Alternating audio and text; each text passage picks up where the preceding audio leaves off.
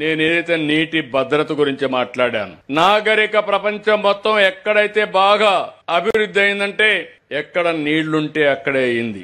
ఈ విషయం మీరు గుర్తుపెట్టుకోవాలి. ఈ రాయలసీమలో నేను కూడా పుట్టా. ఈ రాయలసీమలో నేను కష్టాలు చూసా. రాయలసీమ మీద ఆశ వదులుకున్నారు. ఎడారిగా మారిపోతుందన్నారు. ఎడారిగా మారిపోయిన సూచనలు కూడా వచ్చాయి. ఈ రాయలసీమ ఒకప్పుడు రతనాల సీమ, ఇప్పుడు రాళ్ల సీమగా మారిపోయింది.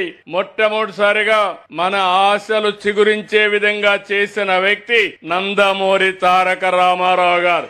నేను ముఖ్యమంత్రి అయిన తర్వాత కూడా అనంతపూర్ లో రాయదుర్గం ఎడారిగా మారిపోతా ఉంటే డబ్బులు ఖర్చు పెట్టి ఎడారిగా మారకుండా ఉండాలంటే ఏం చేయాలో కార్యక్రమాలు చేశాను. అక్కడి నుంచి మన ప్రయాణం కొనసాగింది.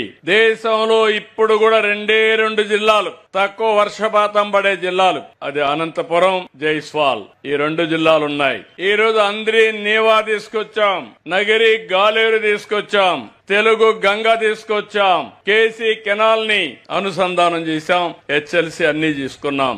రాయలు కట్టినటువంటి రిజర్వాయర్ లో నీళ్లు లేక ఎండిపోతే నిన్నే పుట్టపర్తిలో చూస్తే ఒకప్పుడు హెలికాప్టర్ తిరుగుతా చూసేవాడిని. చెట్టు కనపడేది కాదు, నీళ్లు కనపడేది కాదు. ఈ రోజు గర్వంగా చెప్తున్నా, ఎక్కడ చూసినా జల కళ రాయలసీమకు వచ్చిందంటే అది మన దూరదృష్టి.